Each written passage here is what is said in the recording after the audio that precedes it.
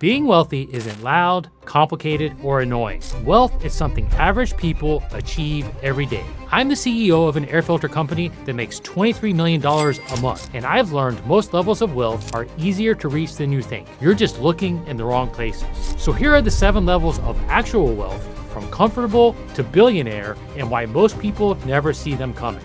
Level 1, the dividend lifestyle, the foundation everything else is built on. You've probably heard stories about janitors or factory workers who retire with millions in the bank. Here's what they did. They kept expenses low, paid off their house fast, and invested every spare dollar in index funds for 30 years. It works because stocks and real estate give you real returns above inflation. So if you actually want the dividend lifestyle, this isn't complicated. There are really just 3 habits that you need to build in your 20s and 30s. First, learn to live below your means early. Second, put investing on autopilot. Treat it like a bill that you can't skip. Third, keep your fixed costs low, especially housing. A modest home or a paid-off home is a quiet cheat code. Now let me show you how to calculate your financial independence number, because this part is simpler than most people think. Take what you spend in a year and multiply it by 25. That's it. It's literally that simple. If you spend $40,000 a year, your number is about $1 million. If you spend $60,000, it's $1.5 million. That's based on a 4% withdrawal rate, which historically lets you live off your portfolio without running out of money. And here's the part that most people get wrong. If you consistently save 15% of your income, you're not talking about working forever. You're talking roughly 30 to 35 years to financial independence without doing anything fancy. Level 2, the cash flow operator. And this is where you're probably stuck right now. I partnered with a guy named Mike who owns an HVAC business. On paper, he's successful, making $200,000 a year on roughly $1 million in revenue. Mike's got a few technicians working for him, and he drives a nice truck. But here's what nobody sees. Mike is always on call. When the phone rings at 7 p.m. on a Saturday, Mike's the one who has to answer it. When Mike's on vacation, he's jumping on calls to put out fires. People like Mike, who often started out as technicians or practitioners of a craft, they learned a skill such as a trade or something like sales or marketing, and then they went out on their own. They build a local brand, get referrals, and make a good living, but the business doesn't run without them. The key difference between this level and the next level is the systems. Here's the real shift most people never make. Going from operator to owner isn't a skill problem, it's an identity problem. Operators get paid for doing. Owners get paid for designing systems. The moment your business needs you to function, you've capped its growth and your freedom. Most people fail to make this transition because delegation feels like losing control. What they're really saying is, I don't trust the system more than I trust myself. And here's the irony. The operator mindset creates income. The owner mindset creates equity. Level 3, the portfolio builder. This is where you get smarter about where your money goes. My dad is the best example I know of this. He ran a good business, but he built real wealth by keeping his eyes open for local deals. A commercial property where the owner needs to sell quickly. Small bank stocks that were beaten down. Here's what he figured out. Dividend investors and index funds get 3 to 5% returns. But if you play locally and find inefficiencies, you can get 10% returns, sometimes even more. Over the decades, he built multiple income streams from different local deals. Here's why this level works. Local markets aren't efficient. Institutional investors need scale. They need clean financials, big deal sizes, and predictable outcomes. And that's where the opportunity for you lives. If you want to play this game, here's how you can do it practically. There are 3 passive local deal types worth watching early. First, small commercial or mixed-use real estate. I'm not talking about trophy assets. I'm talking retail strip centers, small warehouses, or office buildings with one messy tenant. These are often poorly managed, and because of that, they're often mispriced. If you understand the location, the zoning, and the demand, these can quietly throw off strong cash flow without becoming a job. Second, passive ownership in boring local businesses. The best versions of these deals usually start with a person, not a spreadsheet. You know a good local operator. Maybe they've run a business before, they understand the work, they just need capital to get something off the ground or to take the next step. They operate the business, you structure the deal so that you're paid for your capital. These deals work best when trust already exists and when the operator values speed, simplicity, and a fair partner more than squeezing every last dollar out of a deal.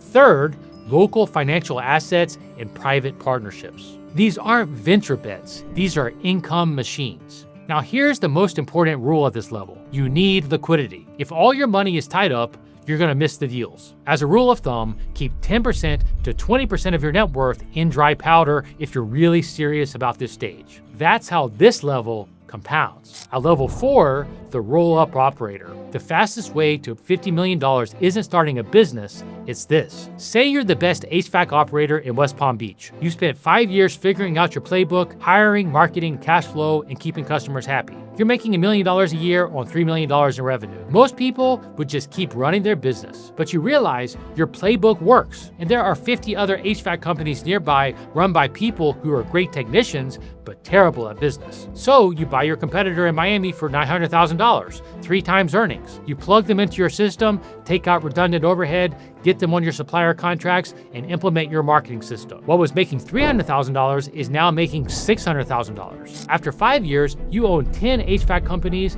you bought at 3 to 4 times earnings, but now you've got one systematized company doing $30 million in revenue and making $5 million a year in profit. Here's the magic. You can sell that company to a private equity firm for 6 to 8 times earnings. It's called multiple arbitrage. Small businesses trade cheaply because they're risky. They rely on one owner, one location, one way of doing things. So when you buy businesses at 3 to 4 times earnings, then standardize them into one platform, you're not just growing revenue, you're reducing risk. Before anyone even thinks about doing a roll-up, 3 things have to be true. First, your core business has to run without you. If you can't step away for a month without performance dropping, you're not ready to buy more problems. Second, your playbook has to be written and repeatable. If you can't clearly explain why your business works, you won't be able to scale it. Third, you need real execution discipline. Roll-ups don't fail because of bad ideas. They fail because integration is hard. If you're sloppy with onboarding, systems, or culture, the whole thing breaks. Here's the simple test to know if you're ready or not. If someone dropped a second location into your lap tomorrow, would it make your life easier or harder? If the answer is harder, you're not ready yet. But if your system absorbs it, that's when acquisition becomes leverage. Level number 5, the category king. This is the supercharged version of the roll-up. The real hack is to dominate an entire industry nationwide. It's what I'm doing with Filterbuy. When we started, we were just selling air filters online. But I realized if I'm going to build a real business in the industry, I can't just be a retailer. I need to control the value chain. So we started manufacturing. We built our own supply chain. We created the software and systems that run the whole operation. Not every industry can support a category king. There are a few clear signs when it can. First, brand actually matters. If customers default to a name instead of shopping purely on price, that's a signal. Second, the Super Bowl test. Ask yourself, would it make sense, at least in theory, for this company to run a Super Bowl ad? If the answer is no, it's probably not a category play. If the answer is yes, that means you're serving the entire category nationwide. Third, the value chain is fragmented. Category kings exist where no one controls the full stack. Suppliers are disconnected, operators are local, training is inconsistent, software is generic. That's opportunity. Level 6, the infrastructure owner, where generational wealth gets stored. Warren Buffett owns rail cars. I'm not talking about trains or his railroad company, rail cars, and he's getting 8 to 10% returns. Most people would say, why would a billionaire settle for 10%? But that's missing the point. Once you have $100 million or more, your biggest risk isn't missing the next opportunity, it's losing what you have. That's where infrastructure comes in. Cell towers, data centers, cold storage, assets with massive barriers to entry that produce steady cash flows. You're not gonna 10 times your wealth, but you're also not waking up to find that your portfolio collapsed. This is where old money lives, how families stay wealthy for generations. While everyone chases the next shiny thing, infrastructure keeps generating steady returns decade after decade. It's not about getting rich, it's about staying rich. Infrastructure owners care about a few simple things: predictable cash flow, real assets, low downside risk, and tax efficiency. You can apply that mindset much earlier than most people realize. At smaller levels, that might mean tax-free municipal bonds, passive real estate with long-term tenants, cash-flowing assets that you don't need to babysit. You're not swinging for the fences with this money. You're building a base that lets everything else sit on top of it without stress. Whether that's for a peaceful retirement or something you leave behind for your kids, this level is about playing the longest game there is, staying rich. Level 7, the quiet billionaire. Making money here is not about what most people think it is. This is Larry Ellison. He's a cent-to-billionaire businessman and entrepreneur, and he's making billions with very little risk. But right now, he's taking on massive debt to make an even bigger bet. AI data centers, cloud infrastructure at a scale nobody's attempted before. Here's what he understands. Level 7 is owning the infrastructure the world will need tomorrow. People like Ellison, Bezos, and Joe Lonsdale are making decisions that dictate where the future goes. They're not reacting to trends, they're creating the conditions that force everyone else to adapt. Everyone knows that AI is happening. That's not controversial. What they do is invest across the entire surface area of that trend. The infrastructure, the compute, the energy, the real estate, and the companies that will be forced to build on top of it. That's how they de-risk it. Now, you don't need to be a billionaire to learn from this. The takeaway isn't to copy their bets, it's to copy their thinking. Start by asking better questions. What is everyone in my industry dependent on? What are the bottlenecks? What keeps breaking as demand grows? Infrastructure thinking is about finding the things that everyone needs,